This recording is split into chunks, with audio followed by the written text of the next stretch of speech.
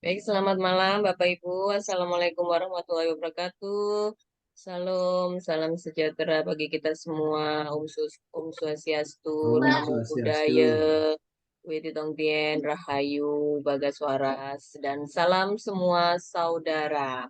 Salam semua Ya, saudara. baik, puji syukur. Alhamdulillah, malam hari ini Bapak Ibu, kita masih tetap bisa rutinan istiqomah untuk berjagongan online bersama di sini bersama dengan Indonesia merayakan perbedaan. Salam semua saudara.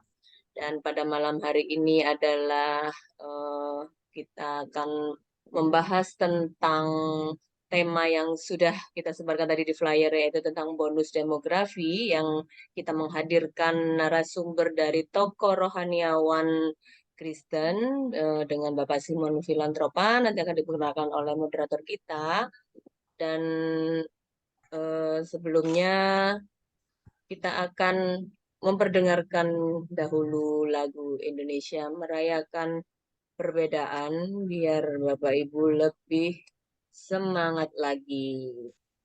Dan juga biar cepat hafal liriknya. Jadi kalau kita ada pertemuan offline, kita menyanyikan bersama biar semakin lancar. Begitu ya Bapak Ibu.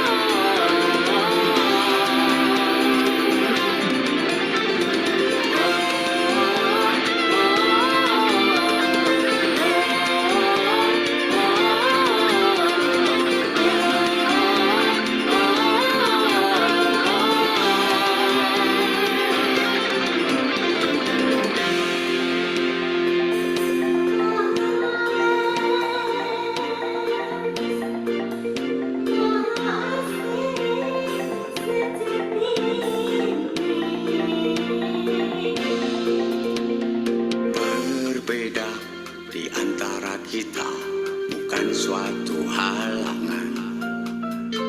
Bergandeng tangan, berjalan berdampingan. Kita semua saudara, saling menyayangi. Bertoleransi, saling mengerti, Dan saling berbagi. Mari bersatu, mari bersama. kita adalah Bhinneka Tunggal Ika. Tuhan telah ciptakan perbedaan yang semestinya kita rayakan. Perbedaan adalah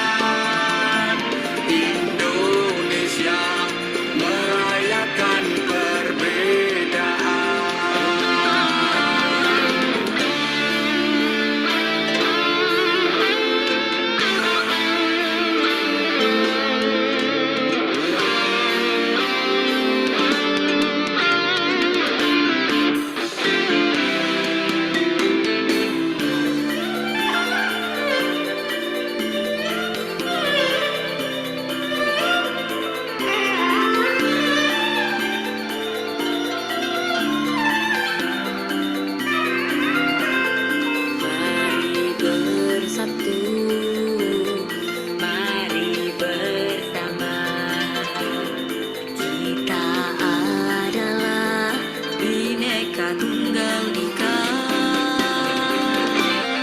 Tuhan telah ciptakan perbedaan yang semestinya kita rayakan. Perbedaan adalah anugerah. Wahai saudaraku, mari kita bergandengan tangan, bersatu kita teguhkan iman menuju Indonesia nan jaya. Indonesia merayakan perbedaan.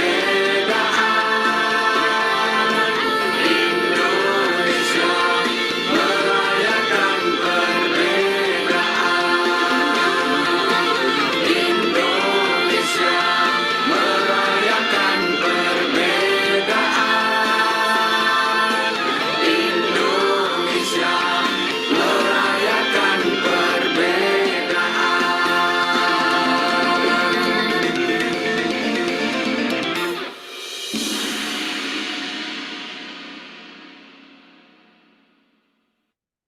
Ya, Indonesia merayakan perbedaan. Salam semua saudara.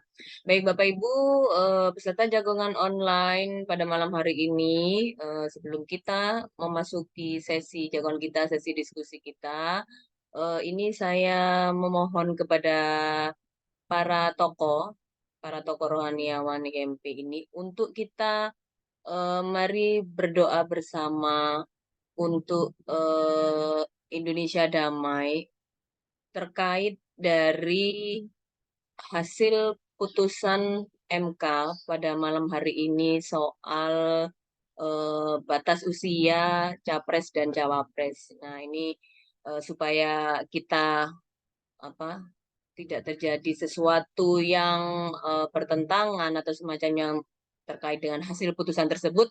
Nah, mari kita berdoa bersama untuk Indonesia damai terkait dari hasil putusan MK tersebut. Ini saya mohon kepada para tokoh yang sudah ada di sini dengan Bapak Simon, ada Pak Jusi, Pak Ketut Gotra untuk mewakili untuk berdoa bersama nanti masing-masing. Mungkin bisa dimulai dengan Bapak Simon dulu, Pak. Silakan Pak Simon dipimpin untuk doanya. Ya, berdoa ke Gibran nih kita. Hasil putusan MK, Pak. Ini ada permintaan dari kepolisian nih, Pak. Oh gitu. Ini saya syuting biar tahu bahwa Ah. kita IMP ini mendukung Indonesia damai gitu, Pak. Aduh. Oke deh, mari kita berdoa. Ya Tuhan, apapun putusan manusia itu bisa salah. Karena itu kami mempercayakan bahwa apa yang telah diputuskan oleh MK itu, biarlah itu mendatangkan kebaikan. Dan apabila itu tidak mendatangkan kebaikan, maka kami mempercayakan kuasa Tuhan saja yang berkarya di tengah bangsa dan negara ini. Terima kasih ya Tuhan, kedamaian melebihi daripada putusan yang dilakukan oleh MK. Di dalam nama Tuhan Yesus Kristus kami berdoa. Amin. Amin. Terima kasih Bapak Simon Filantropa. Untuk selanjutnya dengan Bapak Ketut Gotra, silakan Pak.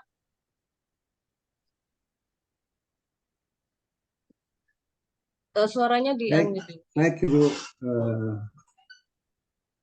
kami mulai. Om Swastiastu, Om Wignamastu, Namo Buddhaya.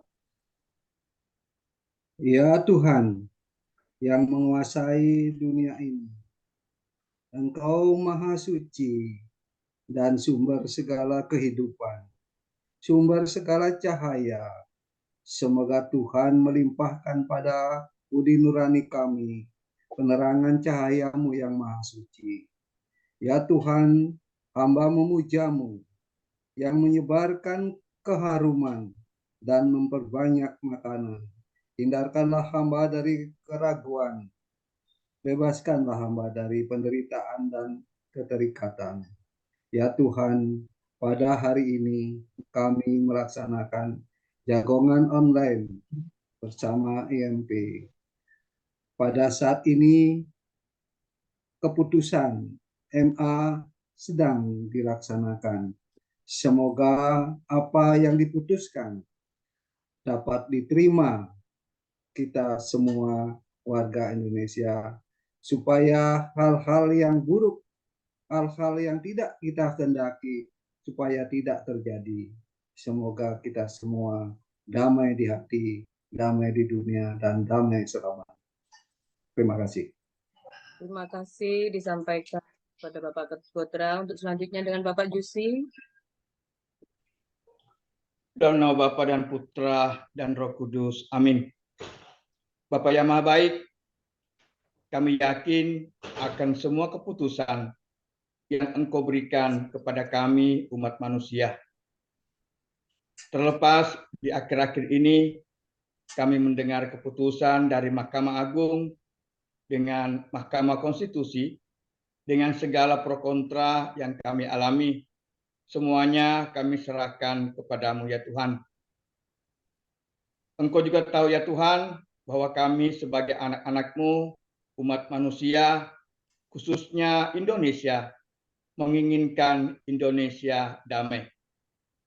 Kami hanya menyerahkan segala penyelenggaraan-Mu atas kami semua, sehingga langkah demi langkah dari kami semua untuk hari-hari yang akan datang tetap di bawah perlindungan-Mu. Semuanya ini kami sampaikan kepadamu dengan perantaraan Kristus, Tuhan dan pengantara kami. Amin. Dalam nama Bapa dan Putra dan Roh Kudus. Amin. Amin. Satu lagi mungkin dengan Bu Susi dari Bahai. Silakan Ibu Susi. Lagi nggak siap, Mbak. Oh, lagi tidak siap. Baik, Bapak Ibu, itulah tadi doa kita bersama. Semoga apapun hasil dari putusan MK, Indonesia tetap damai, Indonesia selalu damai.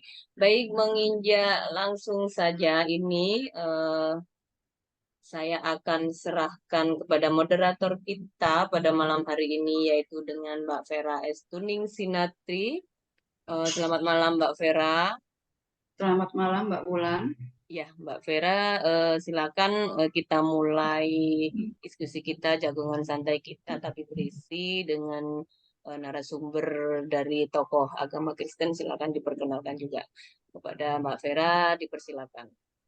Baik, terima kasih Mbak Wulan. Selamat malam Bapak Ibu peserta jagongan online. Assalamualaikum, salam sejahtera, shalom, Om Swastiastu, Namo Buddhaya, Wedya Tuten, Rahayu.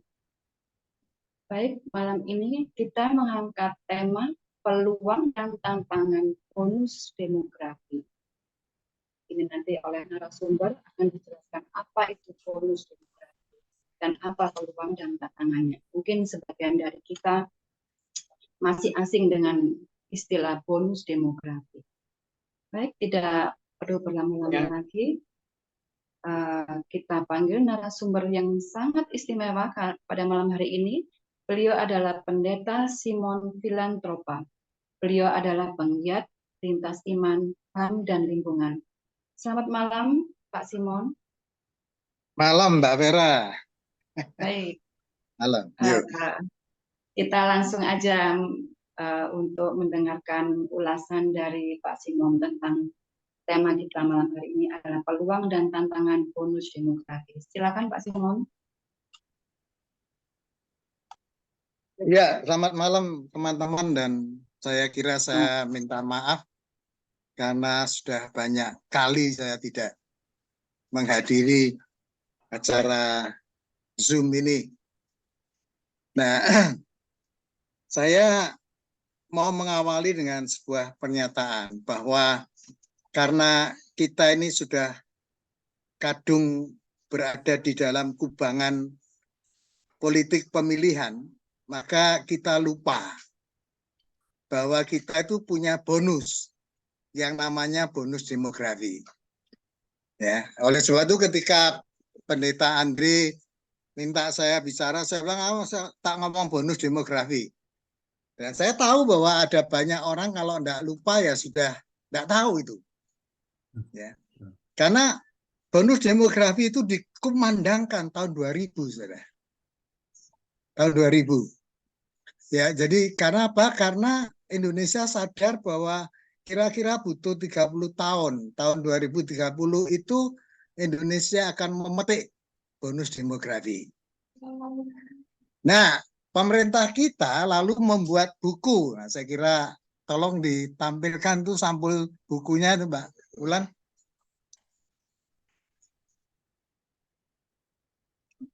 Ini sampul bukunya ini. Nah, memetik bonus demografi, membangun manusia sejak dini. Dan buku ini terbit tahun 2018. Jadi unik ya, 2000 disadari bahwa akan ada bonus demografi, tapi 2018 baru dibuat. Buku ini tebal dan gede. Jadi makanya membangun sejak dini, jadi 1000 hari ketika lahir, waduh, sampai dia lansia. Lengkap banget kalau kita mau.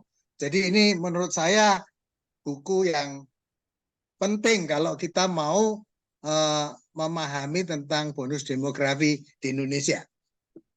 Oke, nah saudara, ini bukunya ya, judulnya. Jadi kalau saudara mau cari silahkan, tapi setahu saya nggak tahu kata buku ini udah nggak ada rasa-rasanya loh ya.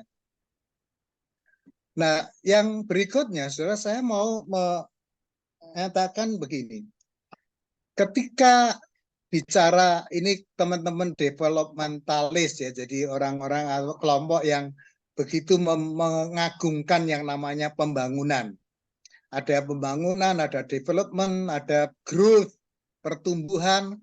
Baik pembangunan maupun pertumbuhan bicaranya hal yang sama, yaitu ekonomi. Pembangunan ekonomi, pertumbuhan ekonomi. Maka tahun 90 orang mulai menyadari bahwa enggak bisa begitu nih. Bagaimana kita bicara tentang pembangunan ekonomi kalau manusianya tidak terbangun? Maka kemudian lahirlah yang namanya human development, pembangunan manusia. Pembangunan manusia untuk apa? Untuk memungkinkan manusia berumur panjang, hidup sehat. Kalau menurut istilahnya Amartya Sen, itu peraih Nobel tahun 98, dia mengatakan bahwa pembangunan manusia itu menjadi sangat penting. Kenapa? Karena memperluas kebebasan yang dapat dinikmati manusia. Nah, jadi lalu pembangunan ekonomi itu bertransformasi. Dia kalau begitu kita tidak bisa cuma ngomong soal ekonomi, kita harus bicara tentang manusia. Nah, lalu apa toh yang kenapa begitu? Ya, karena manusia itu harus hidup sehat, dia berpengetahuan, hidup layak. Ya, dia manusia harus punya kebebasan berpolitik, bermasyarakat, berlingkungan, ya, dan keberlanjutan. Nah, lalu ada beberapa, kalau kemudian saudara pasti akan tanya bonus demografi itu apa? Nah, secara sederhana sebenarnya bonus demografi itu adalah ketika usia produktif lebih daripada usia ketergantungan. Ketergantungan itu apa toh? Ketergantungan itu usia 14 tahun, kira-kira 14 tahun, 15 tahun, sampai dengan 15 tahun, atau di kelompok lansia 65 ke atas. Nah, ini beberapa angka-angka ya, jumlah penduduk itu kayak apa, dan itu saya menampilkan gambar-gambar supaya kita tahu bahwa penduduk Indonesia itu perkembangannya seperti ini. Jadi ini penting. Lalu yang tadi, tolong Mbak Ulan, yang tadi ada gambar itu 2010 itu. Nah, yang 2010 ini kondisi laki-laki dan perempuan. Sudah lihat bahwa di angka 15-19 itu kalau dilihat kan gede. Sudah.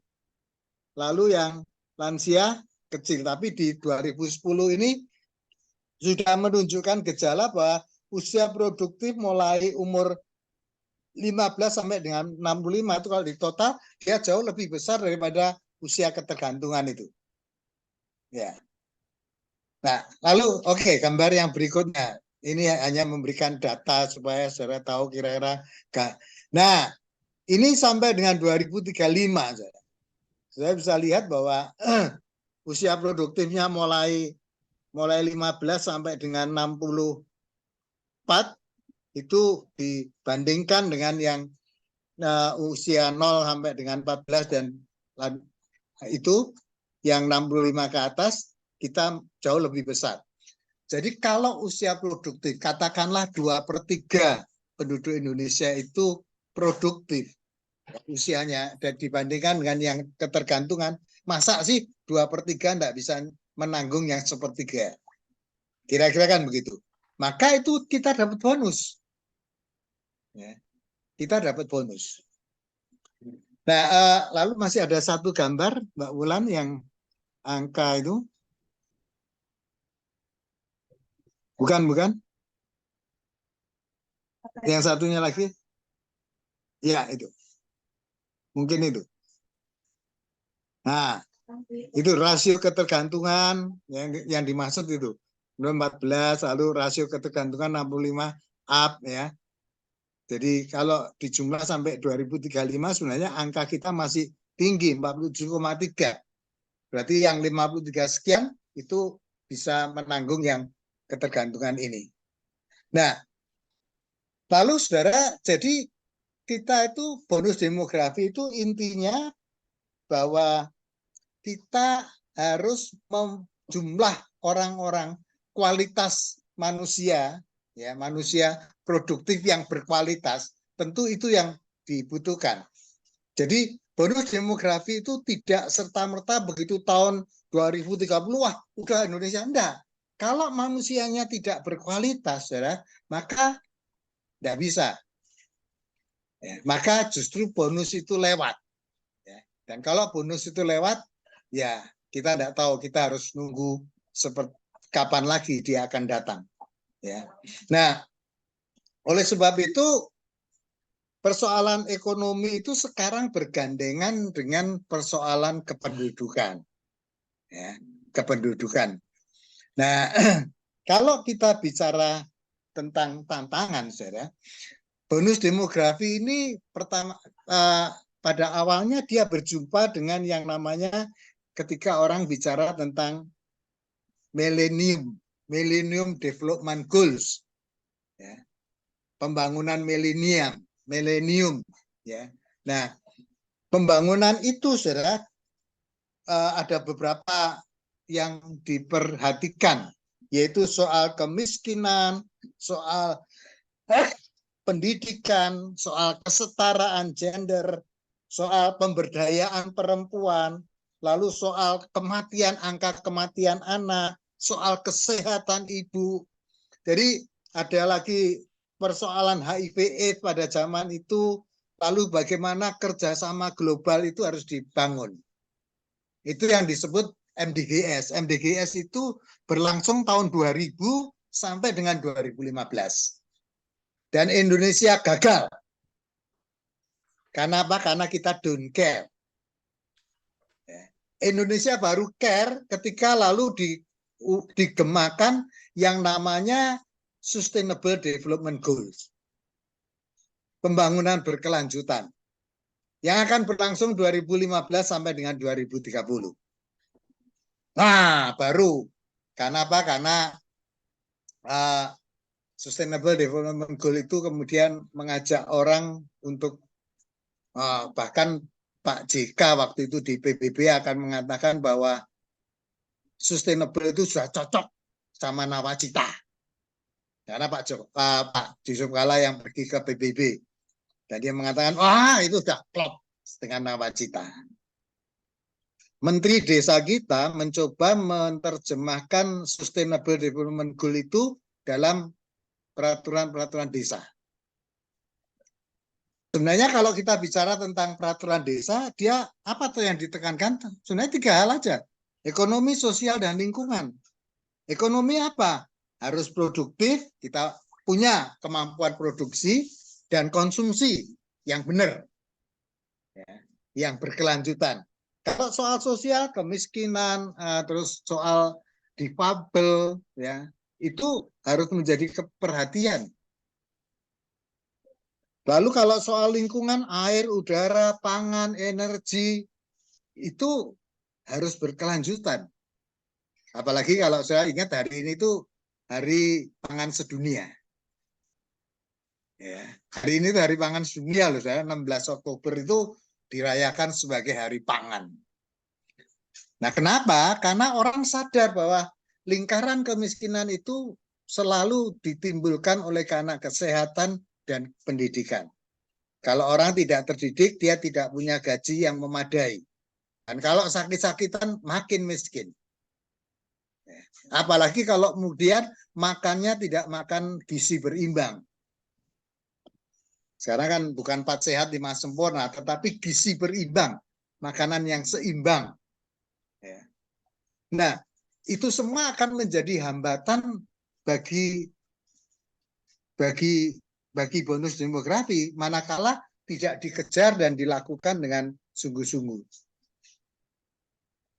Nah, oleh sebab itu saya mengajak bahwa kalau kita mau menjadikan bahwa bonus demografi itu titik tolaknya dan titik yang terpenting adalah pembangunan manusia yang berkualitas, maka ada beberapa hal yang saya ajak, saudara.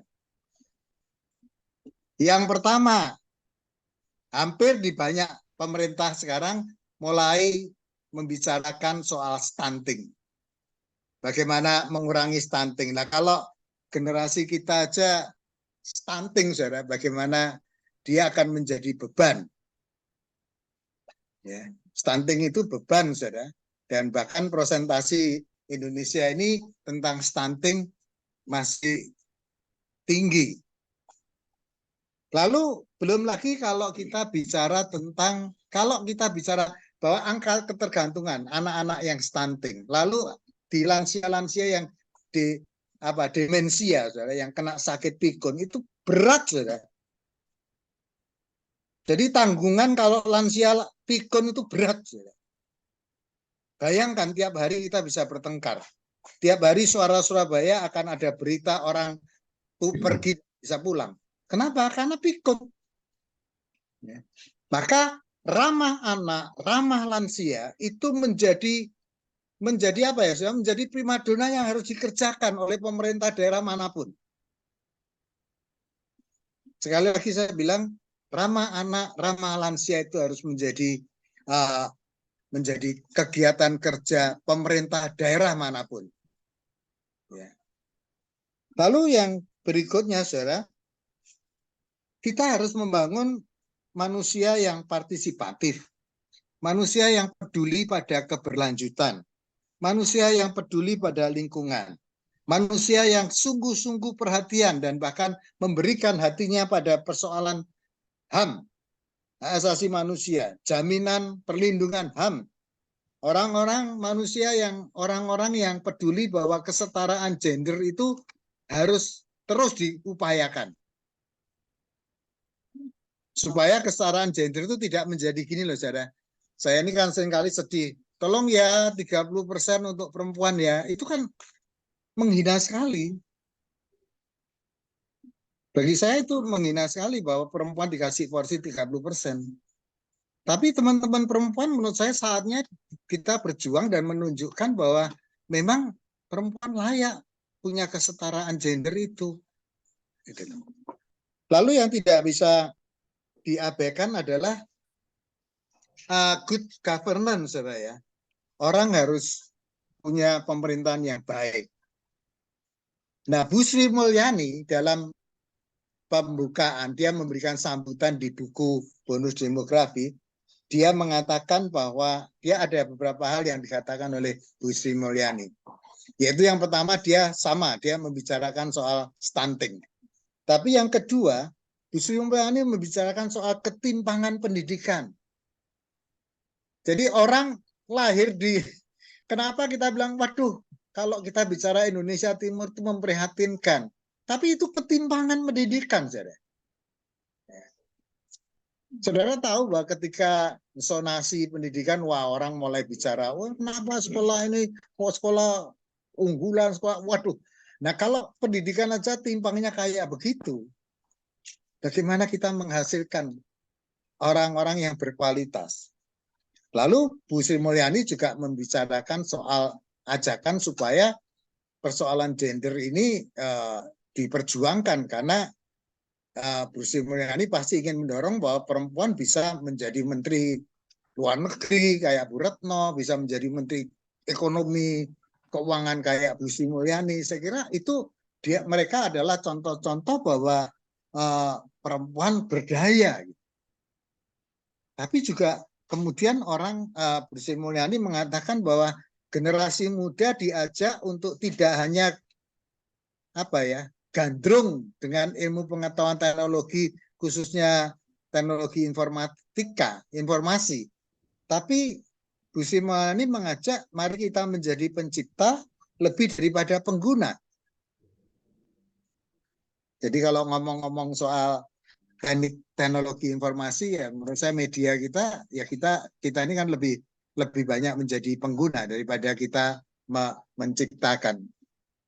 Dan yang tidak kalah pentingnya, saudara, bahwa bonus demografi ini harus membuat kita, saya kira benar bahwa negeri ini kemudian mengajukan yang namanya keterampilan kognitif, bukan hanya pengetahuan kognitif, keterampilan kognitif yang kemudian diterjemahkan menjadi pendidikan vokasi. Penawaran, penyiapan lapangan kerja, supaya manusia produktif dan berkualitas ada di Indonesia ini. Saya kira hal-hal semacam itu menurut saya harus dikejar dan dilakukan ketimbang cuma bicara soal politik pemilihan. Justru kekuatan kita sebagai umat beragama adalah membicarakan hal-hal yang semacam ini. Saya kira sementara begitu, Mbak Vera. Terima kasih.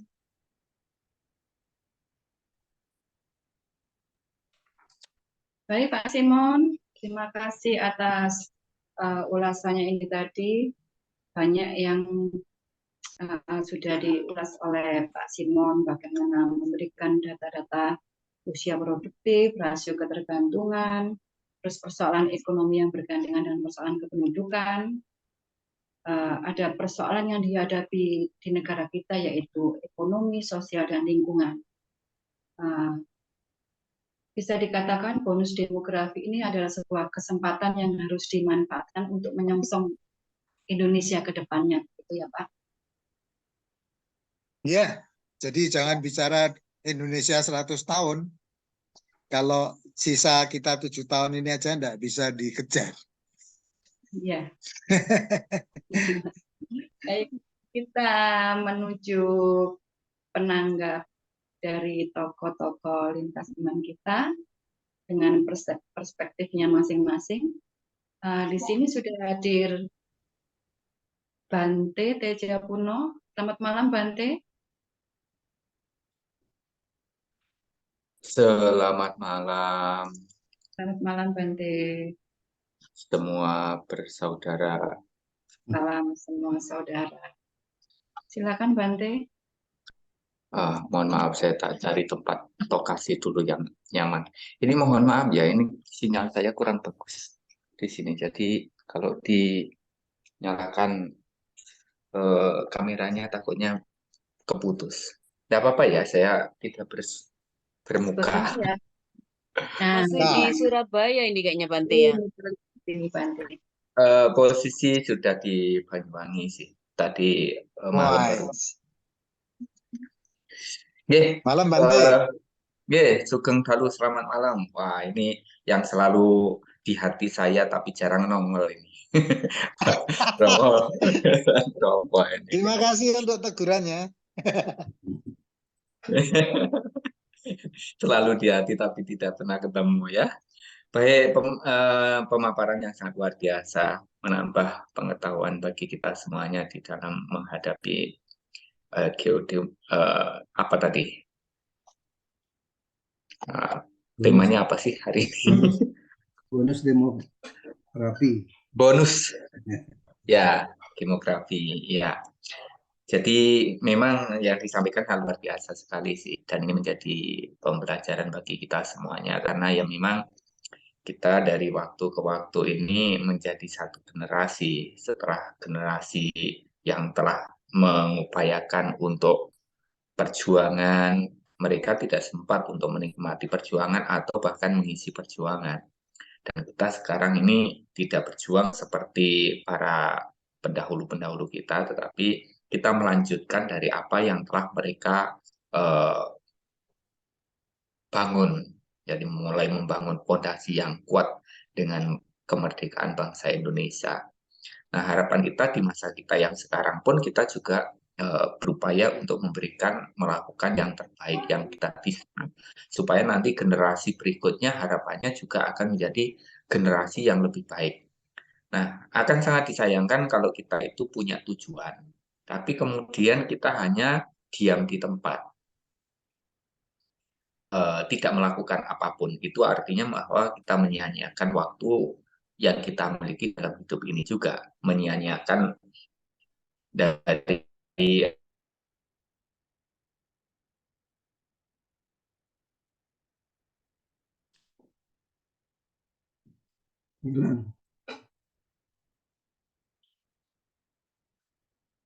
Putus Bante. Saya matikan saja kalau begitu, mohon izin. Iya, silakan Ya. dilanjutkan. Jadi kalau kita diam di tempat juga kurang tepat, kalau jalan di tempat juga tidak akan menjadi lebih baik atau tidak mengarah pada tujuan kehidupan kita. Apalagi kalau kita hanya berjalan tapi mutar-mutar. Nah, jadi kita harus jelas tujuan kita itu arahnya kemana. Dengan keyakinan yang dimiliki masing-masing, dengan pengetahuan yang dimiliki masing-masing, ya kita berusaha untuk memberikan yang terbaik. Karena tentunya hasil yang terbaik itu adalah kristalisasi dari semua generasi. Kristalisasi dari semua upaya-upaya yang dilakukan oleh semua, terutama juga kalau menyangkut dengan bangsa negara kita, ya menyangkut tentang semua apa yang dilakukan oleh semua warga masyarakat yang ada di negara ini. Nah, maka karena itu, kalau tadi kita juga perlu mempersiapkan generasi, tapi di generasi kita sekarang kita juga memberikan yang terbaik sebagai teladan, atau bahkan memberikan ilmu yang kita miliki sebesar-besarnya, sebanyak-banyaknya kepada generasi berikutnya, supaya mereka tidak diam di tempat atau jalan di tempat atau jalan mutar-mutar, atau melakukan sesuatu yang terulang-ulang sehingga tidak akan menjadikan kondisi menjadi lebih baik. Jadi kalau istilahnya di masa penjajahan dulu tujuannya hanya merdeka. Nah, kalau sekarang itu tujuan kita adalah mengisi kemerdekaan, nah harapan kita generasi berikutnya bisa melanjutkan untuk mengisi kemerdekaan sampai akhirnya mencapai dari tujuan itu. Kalau ada istilahnya ada apa namanya, generasi yang ada sekarang yang masih kecil-kecil ini nanti terganggu, mereka tidak bisa sekolah, kuliah, mendapatkan ilmu pengetahuan dengan baik, ya mungkin juga gizi yang tidak terpenuhi dengan baik, maka tentunya ini mereka juga akan ada masalah, dan kelanjutan dari upaya kita untuk mewujudkan dari tujuan bangsa Indonesia juga tidak akan bisa tercapai karena generasinya yang bermasalah, tidak produktif seperti itu. Sehingga memang kalau kita bisa katakan berpengetahuan luas, berketerampilan, terlatih baik di dalam tata susila, itu menjadi berkah utama juga. Jadi artinya bahwa kita memang harus punya pengetahuan yang terus. Nah, pernah juga saya ketemu sama seorang mahasiswa begitu. Kamu sebagai mahasiswa jangan hanya belajar dari apa yang disampaikan oleh dosenmu. hanya fotokopi dari ilmu yang diperoleh dari dosen saja. Ini tidak akan menjadikan kondisi menjadi lebih baik bagi bangsa ini. Tetapi sebagai mahasiswa harus bisa mendapatkan pengetahuan yang lebih dan lebih dan lebih. Sehingga pengetahuannya bukan hanya itu saja, tetapi akan menjadi lebih baik. Seperti halnya perumpamaannya kayak gini. Untuk mendapatkan angka 2, itu bukan hanya 1 tambah 1, akhirnya 2. Bisa saja 2 ditambah 0, dapatnya 2. Atau 3 dikurangi 1, dapatnya 2. 4 dikurangi 2, dapatnya 2. Dan seterusnya, dan seterusnya. Ini artinya pengetahuan itu tanpa batas, sehingga berkenaan dengan ilmu pengetahuan, terus kita belajar, terus belajar, sehingga harapannya apa yang kita lakukan bukan diulang lagi untuk dilakukan, tapi ada sesuatu langkah yang lebih baik untuk mencapai tujuan. Berpengetahuan luas. Nah, kemudian yang kedua, terampil menggunakan pengetahuannya. Saya rasa di Indonesia ini tidak kekurangan orang-orang yang pintar, tidak kekurangan orang-orang yang berpengetahuan luas, tetapi banyak juga yang orang yang memiliki pengetahuan luas itu tidak mau pulang ke Indonesia karena bisa saja pengetahuannya tidak bisa diterapkan di Indonesia karena suatu hal. Nah, ini hal-hal seperti ini harusnya bukan menjadi permasalahan lagi. Silahkan mencari ilmu setinggi-tingginya, sejauh-jauhnya. Tapi jangan lupa untuk pulang ke Nusantara, ke Indonesia, untuk membangun bangsa Indonesia ini. Kemudian yang ketiga adalah punya moral. Ya. Berpengetahuan luas, berketerampilan, terlatih baik di dalam tata susila, memiliki kemoralan. Apa gunanya memiliki pengetahuan, terampil, tapi orangnya tidak memiliki moral yang baik? Dan yang kita tahu, ya korupsi di Indonesia sangat luar biasa dan itu dilakukan oleh orang-orang yang berpengetahuan luas dan terampil juga menggunakan ilmunya. Nah, maka harus didasari dengan moralitas. Ya, jadi salah satunya adalah tidak mengambil hak yang bukan haknya, tidak mencuri, tidak korupsi. Nah, ini yang membuat kenapa sampai stunting terjadi, kemiskinan terjadi di mana-mana, pendidikan tidak lancar karena ada orang-orang yang karena ketamakannya, kerakusannya di posisi yang tinggi, dia memiliki pendidikan, pengetahuan, dia terampil menggunakan itu untuk hal-hal ke dalam dirinya sendiri, tidak berpikir untuk masyarakat yang dipimpinnya atau orang-orang yang dipimpinnya, sehingga efeknya, dampaknya kepada pembangunan bagi bangsa negara ini, baik pembangunan manusianya ataupun pembangunan secara fisiknya. Nah, maka kalau di Buddhis itu ada 5 moral sebagai landasan perilaku, tidak menyiksa, tidak membunuh makhluk hidup, ini harus dihindarkan juga supaya keseimbangan alam tetap terjadi. Kemudian yang kedua, karena ini saya perlu sampaikan karena banyak juga binatang yang mengalami kepunahan masuk ke perut manusia gitu kan. Walaupun kita sering mengatakan makhluk ini buas, tapi sebuah-buahnya binatang tidak lebih buas daripada manusia karena mereka semuanya masuk ke perut manusia. Nah, kemudian yang kedua adalah tidak mengambil hak yang tidak diberikan tadi. Memperoleh hak sesuai dengan haknya dan tidak mengambil hak yang bukan haknya. Yang ketiga adalah tidak memiliki perilaku seksual yang menyimpang atau salah. Ya, setia dengan pasangannya supaya bisa membangun rumah tangga yang bahagia. Karena bahagia atau tidaknya kan sangat tergantung sama anggota keluarga itu. Dan nantinya juga akan pengaruh pada anak didiknya.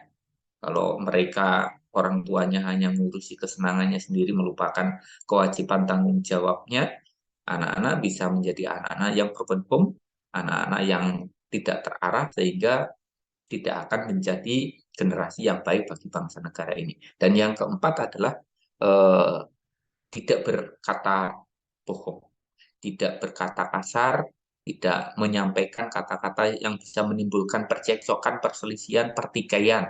Ya, mampu mengendalikan diri di dalam ucapannya, mampu mengendalikan diri di dalam tutur kata, perilakunya, dan juga pikirannya. Dan yang terakhir adalah tidak minum minuman keras, obat-obatan terlarang yang dapat melemahkan kesadaran. Jadi landasan dari semuanya harus juga punya moral, berpengetahuan luas, berketerampilan, dan juga terlatih di dalam tata susila. Maka dari itu nanti kita bisa membangun jiwa kita, membangun bangsa kita untuk Indonesia menjadi lebih baik.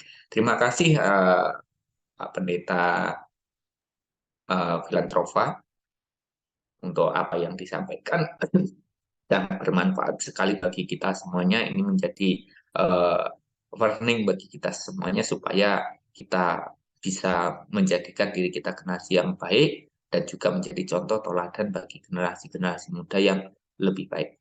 Sekian, terima kasih. Salam semua bersaudara. Semoga semuanya selalu sehat dan bahagia. Terima kasih. Terima kasih Bante Teja Puno, salam semua saudara.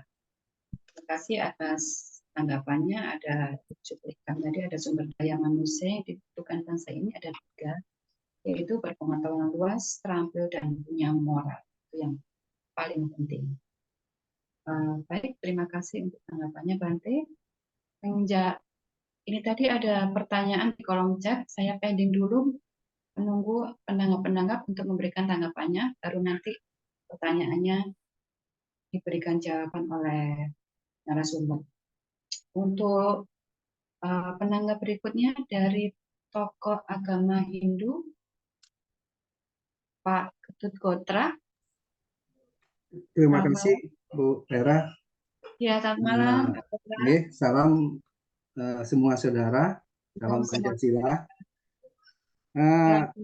Sangat menarik sekali nih apa yang disampaikan Pak Pandita Simon dan juga Bente tadi menanggapi.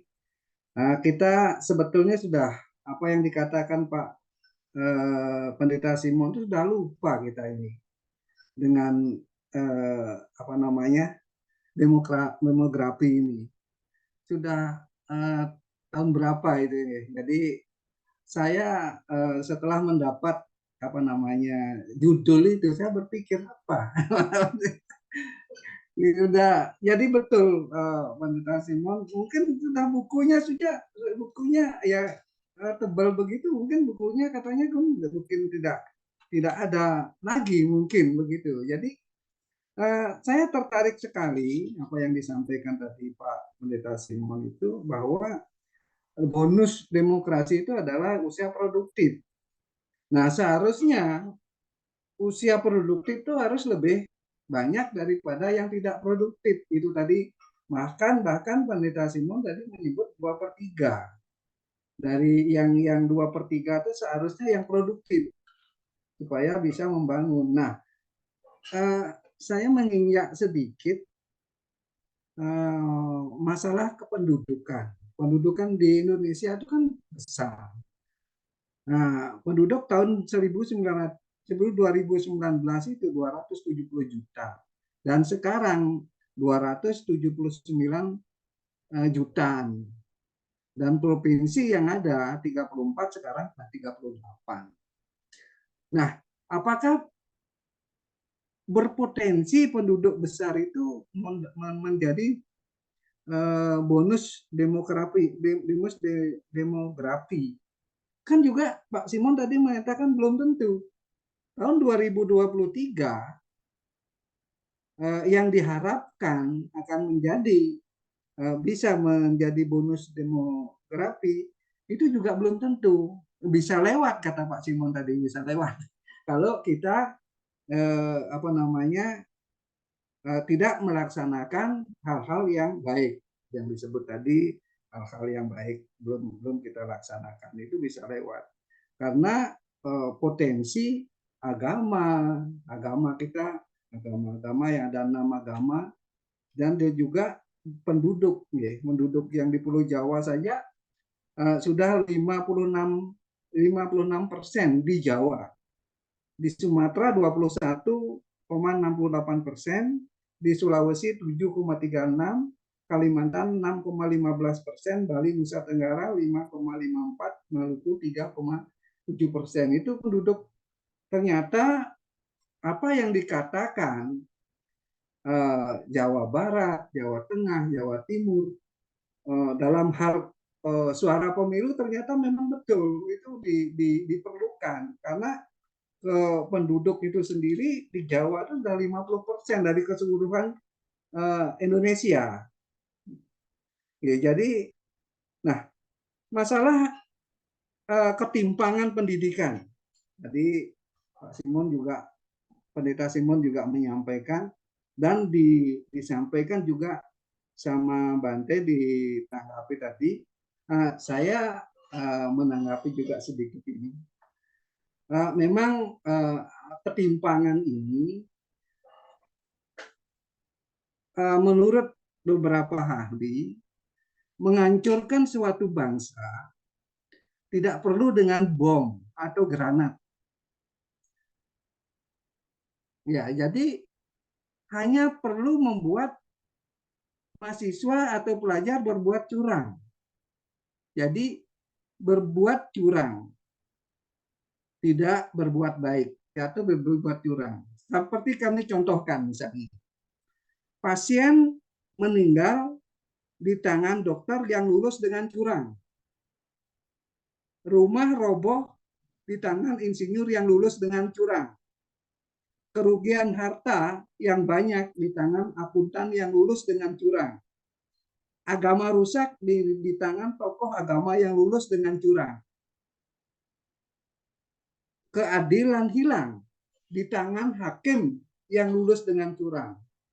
Pendidikan, kebodohan di antara murid yang lulus dengan curang. Jadi tidak perlu menghancurkan itu. Bila sudah mahasiswa kita juga sudah lulus dengan curang, ya nanti kebangsaan kita juga apa yang disampaikan 2023 itu tidak akan bisa tercapai. Mudah-mudahan kita bisa melakukan hal-hal yang baik ya. Jadi perlu kejujuran pendidikan dari awal, kita harus berbuat jujur ya. Jadi itu jadi masalah misalnya sekarang sedikit kami sampaikan masalah KB misalnya. Nah, KB berhasil banyak sekolah-sekolah SD yang tidak dapat murid.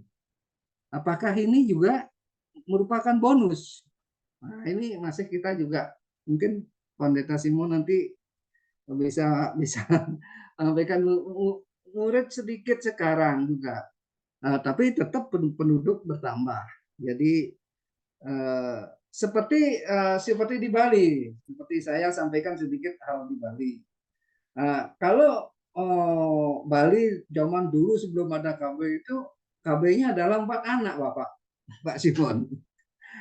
yang disebut dengan Wayan, Ngade, Nyoman, Ketut itu ada. Nah sekarang alasannya itu hanya 2 anak karena pendidikan mahal, hidup mahal. Kadang-kadang 1.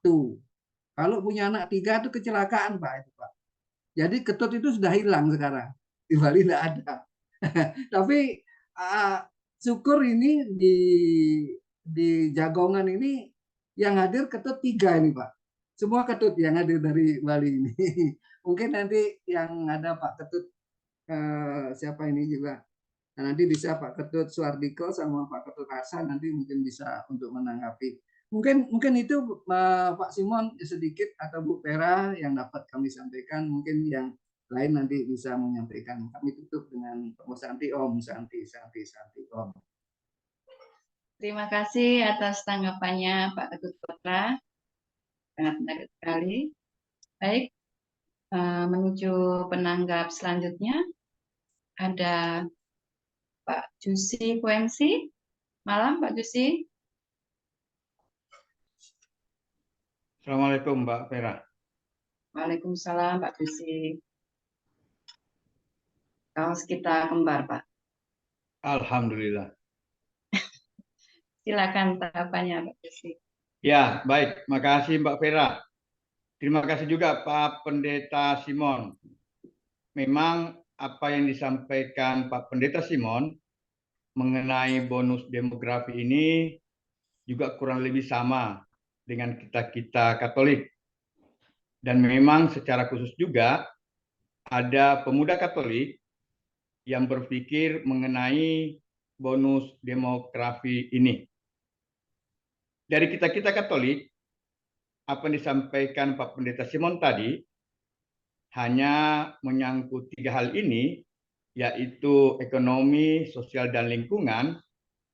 Dari kita Katolik memang juga sudah melakukan banyak hal mengenai bonus demografi ini.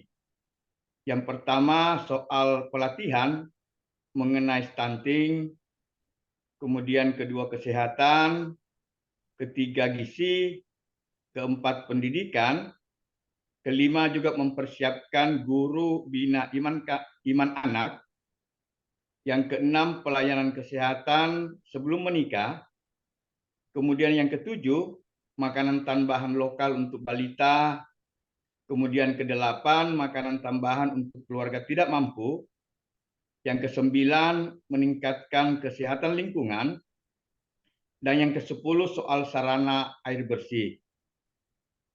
Memang banyak juga hal-hal lain yang kita lakukan mengenai bonus demografi ini.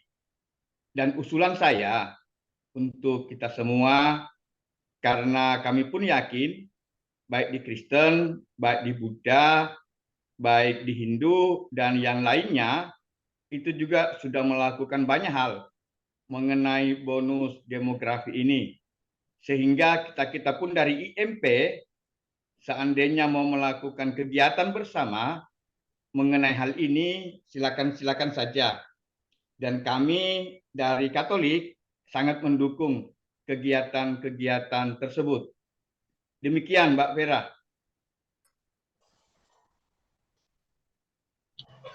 Baik, Pak Jusi, terima kasih atas tanggapan yang singkat tadi mengenai agama Katolik juga siap menghadapi ada beberapa poin dari bonus demografi, ada sekitar 10 tadi yang sudah diuraikan oleh Pak Jusi.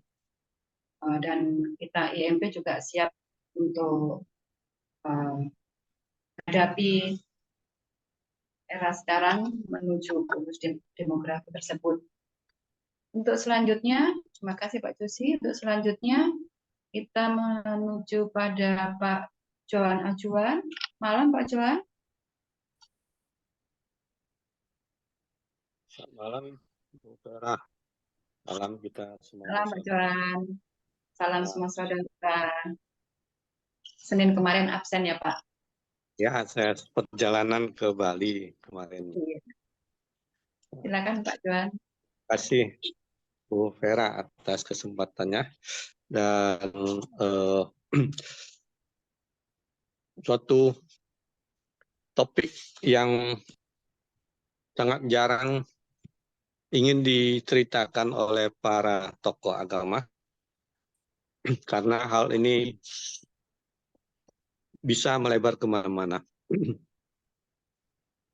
Sesungguhnya tentang bonus demografi ini tidak berdiri sendiri. Dia itu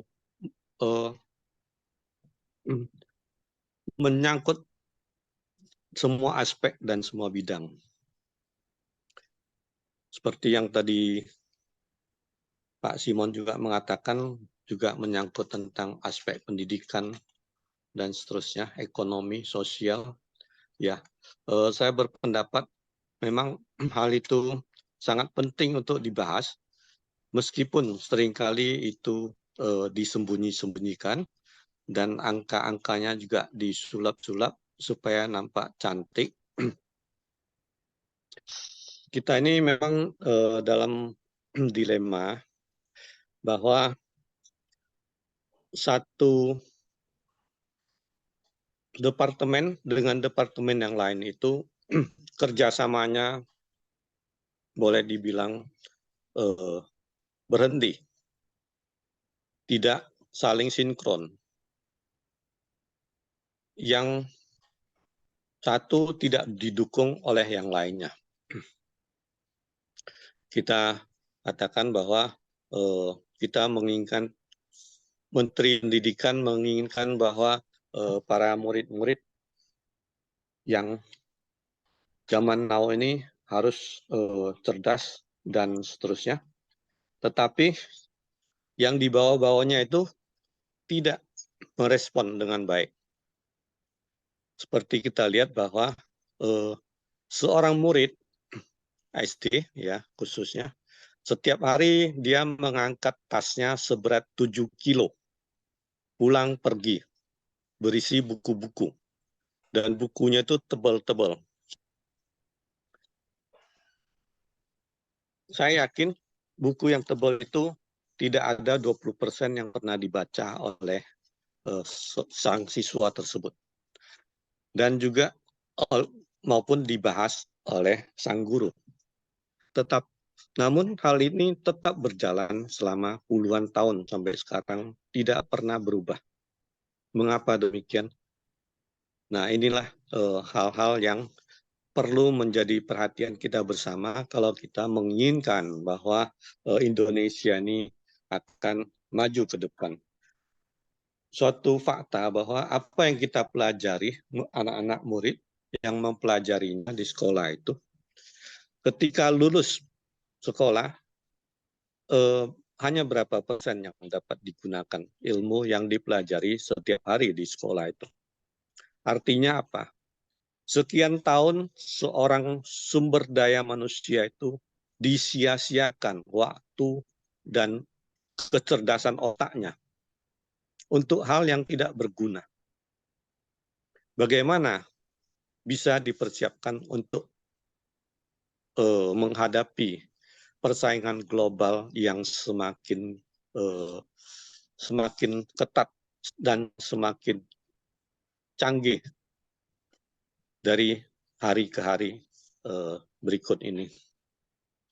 Seandainya kalau hal ini tetap berlangsung, maka sudah dapat dipastikan kita untuk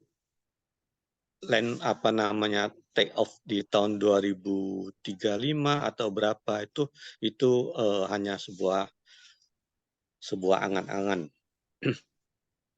Lalu kemudian tentang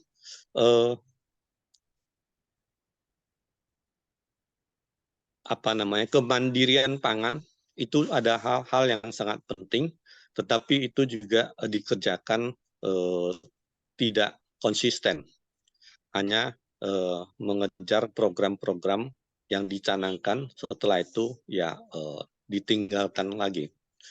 Jadi konsistensi kita dalam hal pemerintah maupun dalam hal kita sebagai rakyat tidak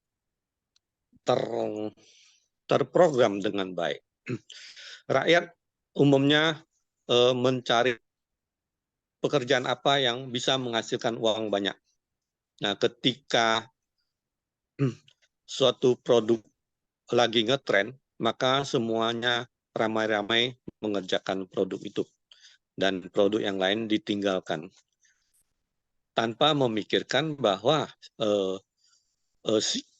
kebutuhan pangan itu harus tersedia, stok pangan itu sepanjang tahun, bahkan ke depan beberapa tahun ke depan. Nah, kita mungkin Indonesia sangat kaya, sehingga tidak akan merasakan kekurangan di mana negara lain pada saat resesi mereka itu sangat sengsara, kita Indonesia masih tenang-tenang saja, dan resesi itu hanya terasa di kota-kota besar, tetapi di pedesaan semuanya berjalan lancar. Nah, namun itu bukanlah suatu perencanaan kenegaraan yang baik. Apabila Indonesia memang ingin dan bertekad bulat untuk menjadi negara yang besar dan disegani, maka konsistensi dan kejujuran dari semua orang itu harus ditonjolkan, harus ditegakkan. Jangan hanya mengejar hal-hal yang sifatnya jangka pendek. Kita harus memiliki program-program jangka panjang. Ya, mungkin itu saja dari kami. Lebih kurang Ya, mohon maaf. terima Terima kasih. kasih Ya, salam kita saudara.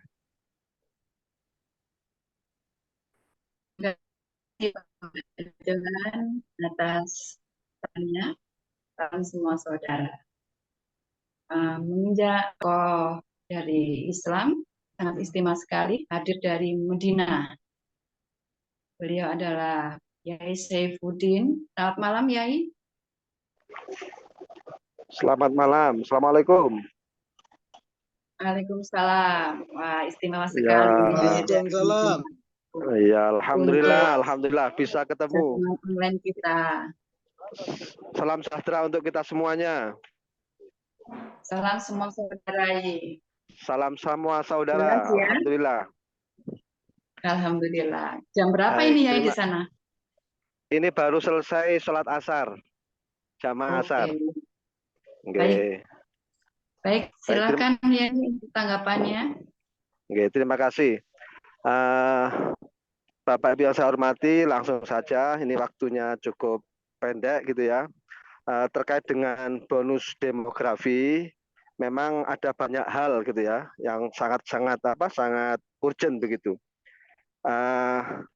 Berbicara terkait dengan itu, bonus demografi ini di tahun 2045 kalau diprediksi itu gitu ya, itu tentu sangat terkait dengan akses ekonomi.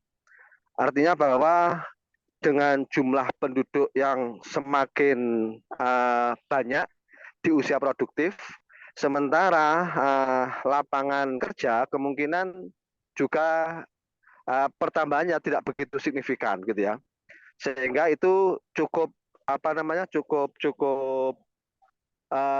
menambah persaingan gitu ya. Maka di situ peran agama itu cukup penting, karena menghadapi bonus demografi ini tidak cukup hanya kecerdasan IQ saja, tetapi dibutuhkan kecerdasan emosional dan kecerdasan spiritual. Untuk kecerdasan spiritual tentu harus diasah betul gitu ya, diasah betul, dan itu tentu menjadi wilayah kita yang concern terkait dengan keagamaan. Oleh karena itu kami menyarankan gitu ya, kita ini terus-menerus meningkatkan dan juga menyebarluaskan gitu ya kegiatan-kegiatan terkait dengan keagamaan dalam rangka menyiapkan generasi yang siap menghadapi era bonus demografi di tahun 2045 itu, sehingga tidak hanya cerdas secara IQ, tapi cerdas secara spiritual dan emosi, dan itu tentu cukup bagus sekali gitu ya, cukup bermanfaat begitu. Saya kira itu sedikit Bu Vera yang dapat saya sampaikan, karena memang di sini cukup padat, cukup ramai sekali ya, dan juga belum sempat menyiapkan materi yang cukup pas begitu untuk tema kita hari ini. Terima kasih waktunya Bu Vera, saya kembalikan. Assalamualaikum. Terima kasih Saifuddin. Di sela-sela kegiatan umrohnya sudah menyempatkan untuk memberikan tanggapannya. Terima kasih Yai. Untuk selanjutnya ini dulu. Baik Yai. Saya izin untuk selanjutnya karena monggo Yai, monggo. Assalamualaikum. Waalaikumsalam. Kita menginjak pada pertanyaan ini ada di kolom chat. Mungkin dibantu Mbak Wulan, ada satu penanya tadi di kolom chat kok hilang ini di layar saya. Ada dari Pak Selamat atau siapa tadi? Oh, yang di atas itu ya? Iya. Oh, ini masalah soal beras yang naik ini Mbak Vera, nggak tahu ini ini berkaitan apa enggak, tapi saya bacakan aja. Mohon maaf izin bertanya, solusi apa yang dilakukan oleh pemerintah soal beras yang harganya naik? Apakah hanya dialihkan dengan makan singkong dan ubi? Terus bagaimana dengan sektor usaha kecil kuliner yang berbahan baku beras? Ini mungkin terkait dengan stunting tadi mungkin ya.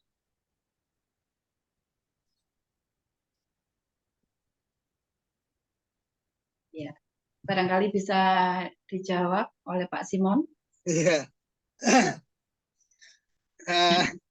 Terima kasih. Saya senang kalau hari pangan tanyanya beras.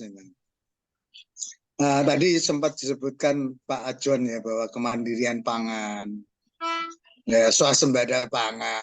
Tapi saya berpikir bahwa itu tidak cukup karena soal pangan itu harus punya kedaulatan, ya, kedaulatan pangan.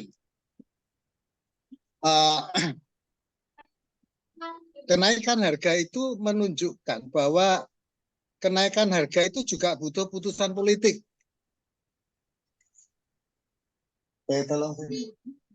Jadi bagi saya, mari kita perhatikan bahwa masalah politik itu tidak hanya pemilihan. Ya, kenaikan harga itu loh, itu keputusan politik, sudah. Ya, jadi tidak ada yang kehidupan kita yang bebas dari yang namanya politik sebenarnya. Ya. Entah permainannya bagaimana, tapi ini kan menyangkut hajat hidup orang banyak. Ya, makanya Bung Karno itu pernah, jadi ketika dia meresmikan IPB Bogor itu dia mengatakan bahwa krisis pangan itu menentukan hidup matinya sebuah bangsa. Ya, jadi ini harusnya menjadi perhatian kita gitu. Jadi tidak bisa hanya beralasan ya karena El Nino maka gagal panen, dan saya kira biasanya excuse-nya kan begitu. Nah, saya mengerti kalau masalah kuliner, dan kulinernya selama ini adalah kuliner pangan yang menyangkut dengan beras, ya pasti akan kelabakan. Ya. Tapi kuliner itu coba kalau kuliner itu justru bisa menyajikan kedaulatan pangan. Saya ingat bahwa nenek moyang kita dulu itu kalau menunggu musim panen, mereka menyimpan apa? Di lumbungnya menyimpan apa? Walo. Karena walo itu tahan. Selama dia tidak dipotong, dia tahan. Jadi dia menjadi makanan yang disimpan, jadi ketika belum panen, mereka akan makan walo. Gitu. Nah,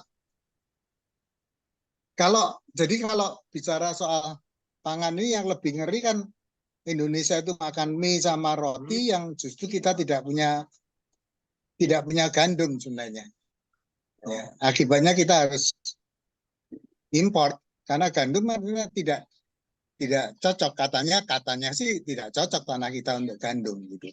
Dari Australia, dari Ukraina, dari mana, padahal kita penggemar mie, roti, dan itu gandum. Ya. Nah, jadi makanya di Hari Pangan Sedunia menurut saya bonus demografi ini mengajak orang ya bahwa tadi saya bilang bahwa lingkaran kemiskinan itu kalau hidup tidak sehat, hidup tidak terdidik. Paling tidak dua unsur itu menjadi putaran yang selalu menimbulkan kemiskinan. Ya. Nah, kesehatan itu justru sangat berkaitan dengan soal makan. Karena itu kita harus mulai membebaskan diri dari makan enak. Justru kita sekarang harus mulai bicara makan yang sehat. Ya, karena itu menyangkut kesehatan. Karena seringkali yang enak belum tentu sehat. Tapi yang sehat belum tentu enak pasti. Jadi, tapi kita harus memilih yang sehat. Nah, sehat itu tadi saya bilang bahwa makanan dengan gizi berimbang. Ya. Bahkan ada warna apa dan sebagainya. Saya kira teori-teori itu udah banyak lah. Nah, sehingga repotnya bahwa kuliner kita memang sangat bergantung pada kuliner makan nasi. Ya. Jadi itu yang membuat kita jadi. Sementara kalau dibuatkan yang bukan nasi, ya lalu orang bilang, ya itulah polo pendem. Ya polo pendem menurut saya beberapa waktu yang lalu kan setiap kali kalau ada acara pemerintah tidak lagi boleh makan roti. Orang disajikan polo pendem. Kacang, telo, poho, bote, makanya yang tapi ya sekarang kembali lagi lah. Karena yang paling praktis adalah beli roti. Nah, yang tidak kalah pentingnya adalah bahwa tantangan pendidikan, kesehatan, kebijakan, dan menurut saya tadi yang dibilang Pak Ajon ada betulnya bahwa kita ini mengalami krisis tata kelola. Ya, tata kelola pemerintahan, tata kelola antar departemen, tata kelola menteri. Ya itu harus diakui bahwa kita mengalami krisis itu. Gitu. Jadi tata kelola pangan itu kan membutuhkan tata kelola. Kita tidak pernah tahu ini paling-paling kalau ngomong operasi pasar, nanti yang salah itu pasarnya. Ya, tidak pernah menyalahkan bahwa kita salah tata kelola soal pangan itu. Lalu Bulog mau ngapain? Lalu belum tata kelola, katanya kita bikin lumbung pangan. Tapi kemudian orang bilang bahwa lumbung pangan itu gagal. Nah gagal itu lalu isinya jadi kemana-mana gitu kan. Jadi padahal maksudnya lumbung itu supaya kalau bicara lumbung, ketahanan pangan kita ada. Gitu. Jadi ini soal pangan. Belum lagi kalau kita bicara tentang air. Nah sekarang ini kan lebih banyak daerah-daerah yang sangat kekeringan dan butuh dibantu dengan air bersih. Ya. Nah itu masalah-masalah lingkungan, pangan, air itu persoalan lingkungan. Jadi kalau kita sendiri tidak pernah memikirkan lingkungan yang berkelanjutan, pokok dihajar terus dengan pupuk, ya sudah, tanah pun tidak bisa apa-apa. Sakit tanah kita. Katanya kita makmur, subur, dan sebagainya, tapi kita membuat tanah kita sakit. Sementara ketika kita obati, kita butuh waktu yang lama. Ya. Jadi ini problem kita, dan walaupun saya tahu bahwa pertanian itu sekarang juga maju ya. Jadi ada banyak pertanian maju yang kemudian tidak bergantung sepenuhnya dengan tanah. Walaupun menurut saya pertanian tanah, lahan tanah itu masih yang sangat baik. Tapi kemudian orang bertani entah hidroponik, aquaponik dan sebagainya, saya kira itu menjadi perkembangan kita yang selanjutnya. Jadi kalau tadi kembali pada pertanyaan itu, saya kira ya kembali kita harusnya bertanya pada tata kelola soal pangan di negeri ini lah. Ya karena nanti berasnya turun, lomboknya naik. Telurnya yang naik. Jadi Indonesia bermain-mainnya, berayun-ayun ke situ itu kalau soal pangan itu. Nah, yang lainnya tadi saya menarik ada beberapa teman-teman yang tokoh-tokoh agama yang Pak Simon untuk selanjutnya. Enggak, saya mau satu hal yang tadi menanggapi bahwa selama agama dijadikan alat konflik, maka bonus demografi tidak akan tercapai. Karena yang terjadi kita mengadu-adu, kita menghasut-hasut.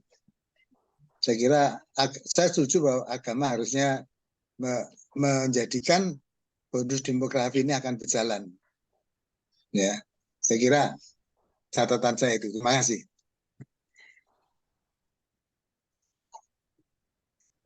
Ya, baik Pak Simon, terima kasih atas jawaban dari pertanyaan dari peserta tadi. Ini untuk pertanyaan selanjutnya, mohon bersabar dulu. Kami memanggil Ibu Susi. Selamat malam, Bu Susi. Barangkali. Iya, Bu Vera. Siap.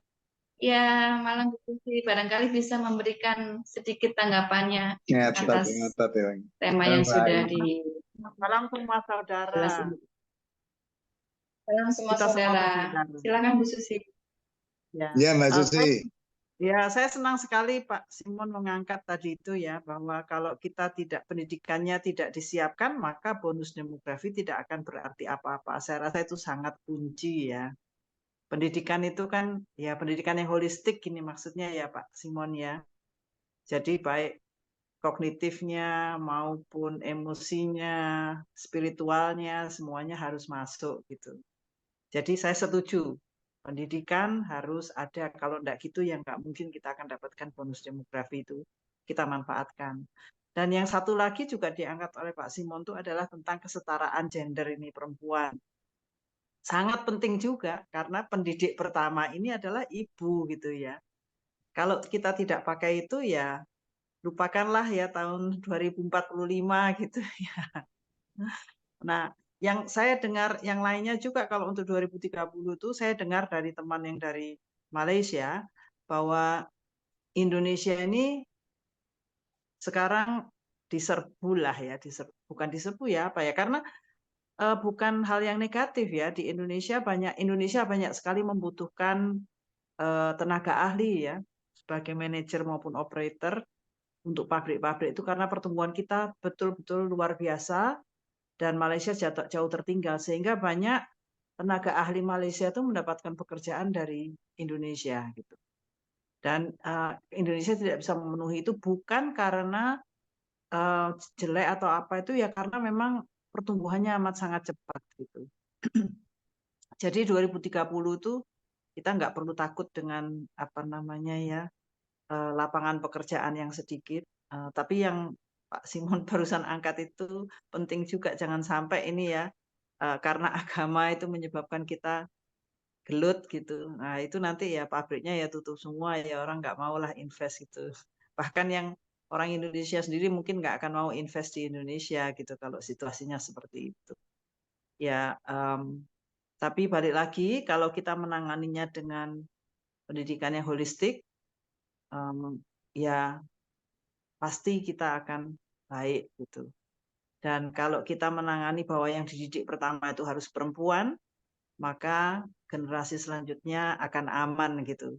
Karena kalau ibunya terdidik, pasti dia juga akan bisa menyediakan gizi terhadap anaknya ya. Anaknya tidak akan diberi apa kue-kue yang manis-manis yang berasal dari tepung terigu gitu ya, Pak Simon ya. Ataupun nanti makannya mie. Saya juga kemarin di toko apa itu ibu-ibu ini, emak-emak ini bilang, iya saya selalu ngomel sama saya, mie lagi. Tapi gimana ya emang mie itu enak, saya juga seneng gitu ya. Jadi ada satu ya kecanduan kita terhadap mie ini harus kita sadari dan harus kita ubah gitu. Ya mending makan polo pendem gitu.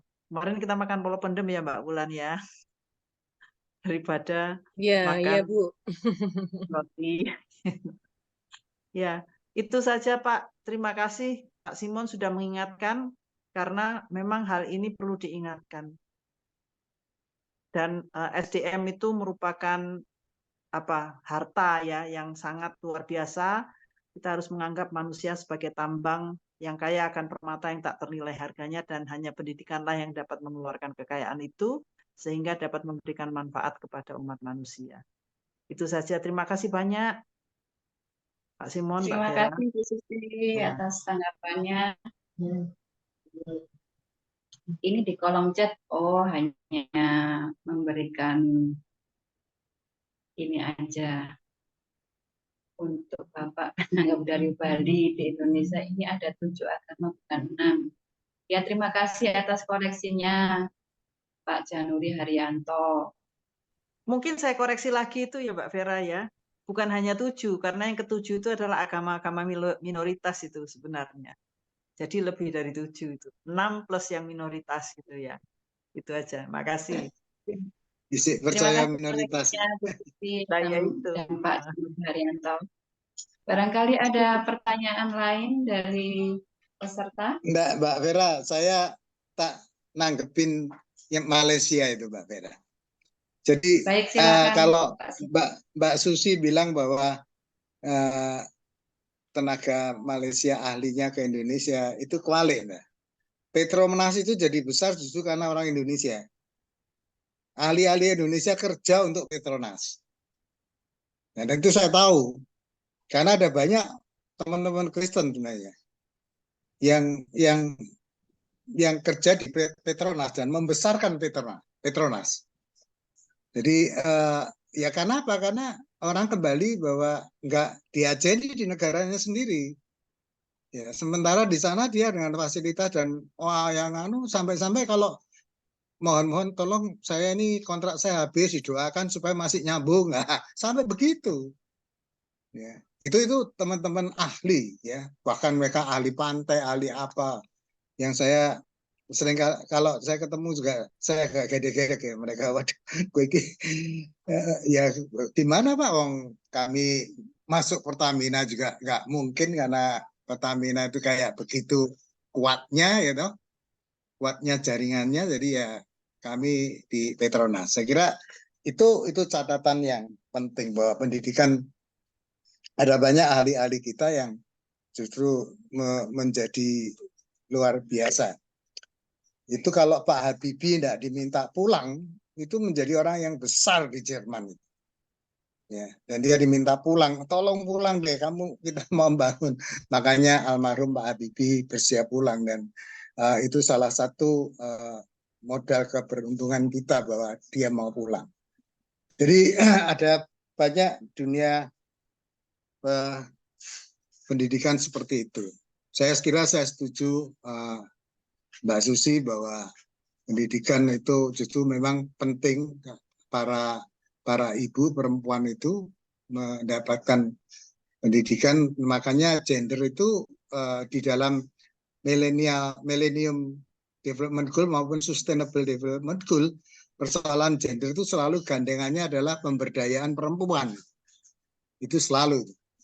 Nah, tapi ada catatan saya yang penting dan yang menurut saya, saudara, saatnya agama ini mulai bicara tentang ramah anak, ramah lansia, itu tolong deh, ya, karena kalau toh mereka itu menjadi apa ya, angka ketergantungan, nggak apa-apa selama mereka sehat, gitu loh, mereka bahagia. Tapi kalau saya bisa bayangkan bahwa mereka jadi ketergantungan, kita bisa jadi tidak mampu. Karena apa? Karena harus mengeluarkan banyak biaya ketika mereka tidak sehat. Ya tadi saya bilang contoh, kalau mereka menjadi pikun, lalu anak-anak tidak menerima keramahan anak, di rumah tidak ramah, kayak apa? Karena begitu kita bertemu dengan anak yang di jalanan, selalu pertanyaannya, ini keluarganya sopo sih? Kan selalu begitu. Nah, saya pikir dua hal ini, saudara, keramahan anak dan keramahan lansia, menurut saya menjadi catatan penting bagi kita tokoh-tokoh agama. Dan biar ini menjadi proyek bersama kita, dan ini menjadi apa ya, salah satu cara kita tidak perlu konflik. Karena apa? Karena masalah keramahan anak dan masalah keramahan lansia itu masalah kita bersama. Saya kira itu penekanan saya. Terima kasih Mbak Vera. Terima kasih Pak Simon. Barangkali ada pertanyaan lagi dari para peserta. Kalau ada pertanyaan begini, apa yang terjadi jika bonus demografi itu tidak dimanfaatkan dengan baik, Pak Simon? Kalau tidak dimanfaatkan dengan baik, ya lewat, Pak. Lewat, dan kita tidak bisa, kita meraung-raung kayak amal yang tidak bisa kembali dia. Loh, kamu sudah kasih bonus, tidak kamu ambil. Ya, tapi bonus itu kan harus ada prasyaratnya. Makanya saya bilang bahwa prasyarat yang utama adalah manusia yang berkualitas. Ya. Manusia yang berkualitas itu tidak sakit-sakitan, dia terdidik, gitu. Dia bisa menghargai sekitarnya. Dia kalau pakai istilahnya Bante Teja tadi, bahwa kualitas itu juga harus menyangkut kualitas moral. Kalau Kiai Saifuddin kan kemudian bilang bahwa tidak cukup hanya IQ, tetapi emosional, spiritual. Jadi kualitas-kualitas itu yang menurut saya, ya makanya pembangunan ekonomi itu ditinggalkan. Orang mulai bicara tentang pembangunan manusia. Ya, pembangunan manusia. Jadi manusia itu mau diapain sih? Karena pembangunan apapun lah, fasilitas jalan tol, jalan apapun, tidak ada artinya. Kalau manusianya tidak menjadi manusia yang berkualitas. Saya kira jadi kalau bonus ini lewat, jadi kalau tadi Kiai Saifuddin mengatakan bahwa sampai 2045, saya kira itu juga kalau di dalam buku disebut ada masa jendela bonus demografi. Jadi kita akan menikmati itu selama 10 sampai 15 tahun. Setelah itu kan angka lansia ini akan tambah karena usia orang kan usia hidup masa hidupnya lebih panjang, maka angka di lansia jadi gede gitu loh. Ya. Jadi gede, dan dia mau tidak mau kan yang dulu usia produktif dia jadi lansia. Nah, sementara lansia ini awet gitu kan ya, jadi gede angkanya. Nah, Mbak, yang menarik juga bahwa bonus demografi, maka negara-negara yang tidak berpikir tentang penduduk itu biasanya kemudian ya akan, maka kenapa kok kita bilang Eropa itu akan hilang, karena ya tidak ada penduduk mana gitu. Ketika tidak mau punya anak lagi dan sebagainya, itu lalu jadi masalah. Perkembangan ke depan kan nanti India, Nigeria, Cina itu bisa mengerem angkanya. Ya, Indonesia masih mungkin masuk 5 besar, 6 besar. Karena apa? Karena punya penduduk yang secara pasar masih berjalan gitu. Karena kalau jumlah penduduknya tidak ada, mau kemana produksi ini? Saya kira itu. Jadi bonus demografi itu mengajak orang memikirkan bahwa ekonomi itu berkaitan dengan kependudukan. Ekonomi itu berkaitan dengan manusia. Nah, itu yang penting, dan mengelola bagaimana menjadikan manusia berkualitas, saya kira itu yang harus dikerjakan dan dipikirkan oleh para tokoh agama. Saya kira itu, Mbak. Baik, Pak Simon. Barangkali ada lagi pertanyaan dari peserta atau dari tokoh-tokoh lintas iman yang lain, barangkali ada yang bertanya.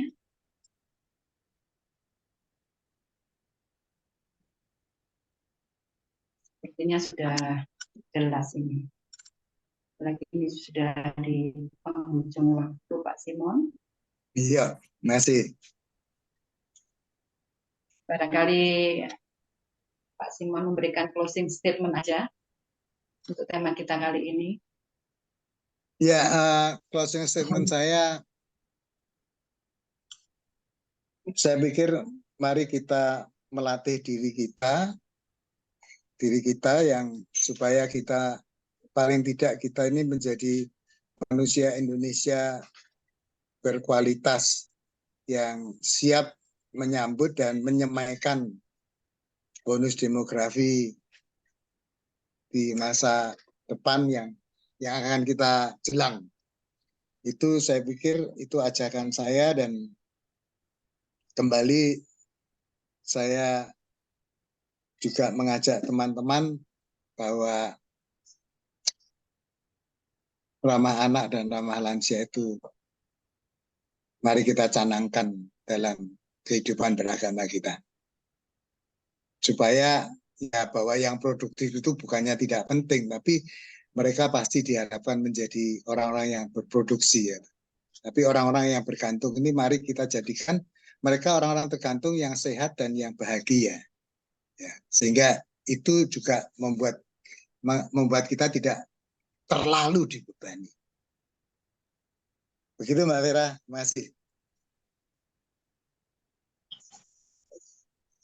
Baik, terima kasih Pak Simon atas uraian dari tema kita kali ini yang memberikan kita wawasan yang lebih luas lagi tentang apa itu bonus demografi, dan ini tadi closing statement dari Pak Simon bahwa kita melatih diri kita untuk menjadi manusia Indonesia yang berkualitas untuk persiapan kita menyambut Indonesia ke depan. Dan yang perlu digarisbawahi bahwa catatan penting bagi kita yang umat beragama adalah ramah anak dan ramah lansia. Karena orang yang bergantung itu butuh orang-orang yang sehat dan bahagia. Jadi tidak menjadi beban bagi kita yang produktif. Itu Pak. Terima kasih atas uraiannya. Terima kasih juga. Terima kasih Pak Simon atas ulasannya ini tadi, dan kesempatannya memberikan wawasan pada kita. Terima kasih juga pada tokoh-tokoh lintas iman yang sudah hadir. Terima kasih juga pada para peserta juga yang hadir. Jangan lupa untuk mengisi absen di link yang sudah disediakan. Terima kasih.